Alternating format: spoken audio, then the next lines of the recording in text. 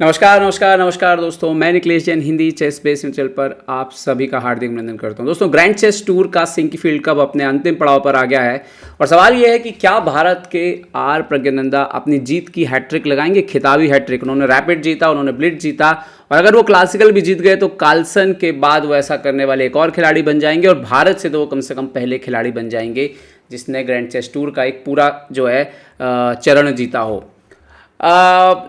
आपको दिखा देता हूं कि क्या स्थिति है। फिलहाल ये है स्थिति, प्रज्ञानंदा और वेस्ली सो 5-5 पॉइंट के साथ ऊपर हैं, सिंदारो 4.5 पॉइंट पर हैं और विंसेंट कीमर भी 4.5 पॉइंट पर हैं। एक दिन पहले ही जो मुकाबला हुआ करवाना के साथ, वो भी आप तक लेकर के आऊँगा। उसमें कमाल का बचाव किया था प्रज्ञानंदा ने। खैर, प्रज्ञानंदा लगातार दूसरी बाजी काले मोहरों से खेल रहे थे और बहुत इंपॉर्टेंट था ये मुकाबला जो हम देखने जा रहे हैं। ये खेला था MVL के खिलाफ। देखिएगा आखिरी तक कैसे कैसे प्रज्ञानंदा जो है अब बदले बदले नजर आ रहे हैं। ओके, यहाँ पर शुरुआत हुई E4 खेल करके।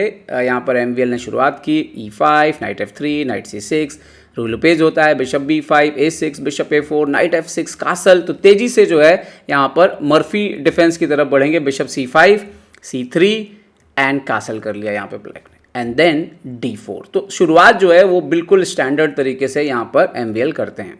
Okay, bishop A7, bishop G5 यहाँ पर आते हैं, H6 करके सवाल पूछते हैं, बिशप जाता है H4 एंड नाउ यहाँ पर प्रज्ञानंदा जो वेरिएशन खेलते हैं, यहाँ पर जो सबसे ज़्यादा खेला जाता है 71% अगर आप देखेंगे वही है, बॉन इनटू D4। ओके, रुक E1 अभी यहाँ पर आते हैं एंड देन D6 मूव जो है वो यहाँ पर प्रज्ञानंदा खेलते हैं। ओके, अपने लाइट कलर के बिशप को बाहर निकालते हैं। यहाँ पर वो पहला मौका था कि यहाँ पर जो सबसे ज़्यादा खेले जाने वाली लाइन में से एक है वो है बिशप C6 को मार दीजिए, BC6 कर दीजिए and then night D4, bishop D7, ऐसे गेम चलता है ये, ठीक है। और फिर ये नाइट D2 आप बाहर निकाल लेते हैं, फिर रुक E8, H3, ये धीरे धीरे चलता है। बट इन्होंने पहले H3 किया। ओके, बिशप C6 उन्होंने अभी डैमेज नहीं किया और एक पॉन अभी आप डाउन हो। तो प्रज्ञानंदा यहाँ पर वेरिएशन चुनते हैं G5, जो कि बहुत इंटरेस्टिंग है और सबसे बड़ी बात है कि कोई गेम डाटाबेस में यहाँ पर G5 के बाद जो है मिलना जो है वो मुश्किल है। तो यहाँ पर bishop into C6, pawn into C6, knight into G5, यहाँ पर सेक्रीफाइस मार देते हैं MVL, H into G5, bishop G5। कुछ याद आया आप लोगों को? फीडे कैंडिडेट में इसी तरह से 2 बार प्रज्ञानंदा के खिलाफ सिंदारो ने पीस सेक्रीफाइस किया, प्रज्ञानंदा के पीस नहीं खेल रहे और वो मैच वो हार जाते हैं, राजा कमज़ोर रहता। अभी इधर क्या हो गया, 2 पॉन तो ऑलरेडी मिले लेकिन 1 पॉन अप थे आप पहले, अब किंग G7 और वो पॉन रिकवर हो गया। तो 2 पॉन अप है क्लियरली सामने वाला MVL और उनके पास एक पीस उन्होंने सेक्रीफाइस किया और ये इसी टाइप का सिचुएशन प्रज्ञानंदा फंसे। लेकिन यहाँ पर कहानी अलग है। कहानी अलग है कि प्रज्ञानंदा के मोहरे खेल रहे हैं अभी, ठीक है। तो अभी उन्होंने क्या किया, पहले क्वीन को इस्तेमाल किया लाइट क्लियर के। ये बहुत इंपॉर्टेंट मूव था क्वीन D7 एक्चुअली में, बिकॉज क्वीन D7 किसी भी कीमत पर जो है हमको एक तो G4 का स्क्वायर कंट्रोल करना जो है वो बहुत ज़रूरी है यहाँ पर, और अपने क्वीन को अनपिन करना बहुत ज़रूरी है यहाँ पर, क्योंकि ये नाइट के अगेंस्ट पिन हो रहा था। सॉरी, तो यहाँ पर आया queen D2, night G8, night हटता है पीछे, नाइट C3 और अब F6 मूव। ये बहुत इंपॉर्टेंट था। और इसके बाद एक्चुअली हुआ ये कि यहाँ पर भी सबसे सटीक था बिशप E3, बिशप F4 क्यों थोड़ा भारी पड़ा वो आप देखेंगे।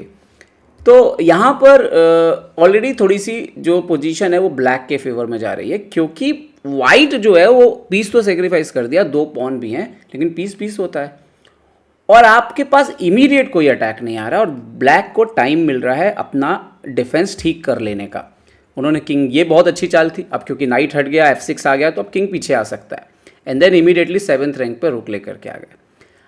अगर अभी भी आप इंजन पे ये लगाओगे तो इंजन बोलेगा कि बस 0.7 जो है वो ब्लैक के फेवर में है, मतलब कंप्लीटली आसपास इक्वल के आसपास है या स्लाइड बेटर ब्लैक।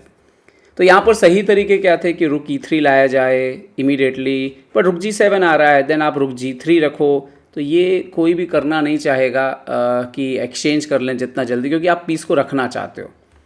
उन्होंने नाइट E2 खेला और इसके बाद क्या हुआ, रुक G7 आता है, नाइट G3 आता है। डेफिनेटली उनका जो आइडिया ये 2 स्क्वायर को यूटिलाइज करने का था, बट क्वीन F7 आ जाता। अब जैसे ही क्वीन F7 आया तो H5 कंट्रोल में आ गया और ये F5 भी कंट्रोल में आ गया, तो वो काम किया नहीं। अब उन्होंने एकदम से ओपन करने के लिए E5 खेला, बट यहाँ पर बिशप E6 बहुत अच्छी चाल आई क्योंकि वाइट नहीं ओपन करने, ब्लैक नहीं ओपन करने वाला है खुद से जब तक कि उसके मोहरे अच्छे। तो उन्होंने D5 बहुत अच्छा घर ढूंढ लिया यहाँ पर अपने बिशप के लिए। अब बिशप के D5 पे आने से क्या होगा कि G2 भी टारगेट पे आने लगेगा, तो आप भी जो है वो निशाने पे आएंगे। तो वो जो ओपन फाइल है उसका फ़ायदा उठाया। अब यहाँ पे पॉन से मारा, बिशप E6, ये पॉन देते हैं, रुक D8, यहाँ पर क्वीन F4 और अब BD5। अब अगर देखें तो ब्लैक के पास 3 पॉन है, वाइट के पास जो है यहाँ पर 6 पॉन है, तो 3 पॉन अप है वाइट। लेकिन अब कहानी ये है कि आप पीस डाउन है और अब आपके ऊपर एक रिवर्स अटैक। ये जो बिशप बैठा ना, इसकी वैल्यू जो है ये काफ़ी ज़्यादा है, ये 3 पॉइंट का बिशप नहीं है।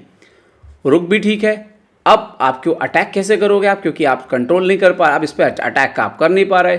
डार्क कलर का बिशप वो ये F6 के पॉन की वजह से जो उसका जो पावर है वो थोड़ा कमज़ोर है, और जैसे ये बिशप गेम में आएगा ये वाइट के लिए गेम खत्म था। तो उन्होंने खेला यहाँ पर F3, क्वीन G6 आता है यहाँ पर। अब आप देखिए कि प्रॉब्लम तरह तरह के, हम ये मार के भी ये मार सकते हैं, ठीक है।